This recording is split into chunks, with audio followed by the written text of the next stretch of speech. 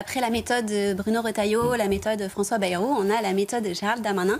Vous connaissez un peu la méthode de Gérald Darmanin? Ouais, mais alors là, elle n'est pas totalement inconnue. On a franchi un cap. On a franchi un cap de transparence, on a franchi un cap de méthode, et Gérald Darmanin a très bien compris ce que les Français attendaient.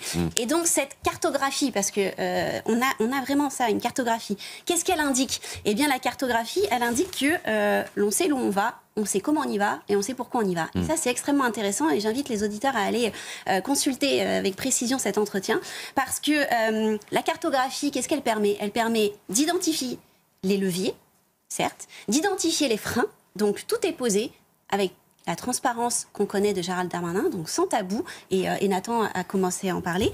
Et puis, elle permet de placer en face les actions, donc précision, action, réaction, et derrière, elle permet aussi de placer l'évaluation, parce qu'on sait très bien que Bruno Retailleau, dans sa communication, communique sur ses actions et sur derrière les freins qui sont posés en face, et derrière eh bien, sur ce qu'il peut proposer en termes d'action. Et bien là, Gérald Darmanin répond aussi de manière très précise au travers de cette cartographie, et c'est quelque chose qui lui permet de communiquer, d'être à son image et de montrer qu'il est aussi dans cette détermination, précision, action, réaction, évaluation. Mais c'est très important, vous voyez, Constance, elle est souvent avec nous le dimanche, parce qu'on prend toujours un petit peu de hauteur avec Magali, et l'importance des mots